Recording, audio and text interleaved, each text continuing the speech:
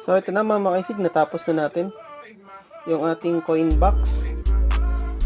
Nabot tayo ng ng minuto. So ito, working good na to at may lalagay na natin sa ating PisoNet. Mayroon na din tong nakaabang na computer, system unit, monitor, mouse, keyboard, etc. So paano nga ba nagwo-work tong ating coin box?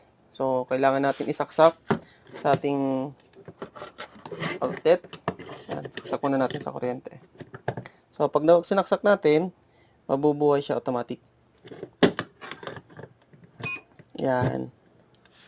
So kapag open na yan, pwede na po kayong maghulog ng 5 peso, old or new na 5 peso is pwede.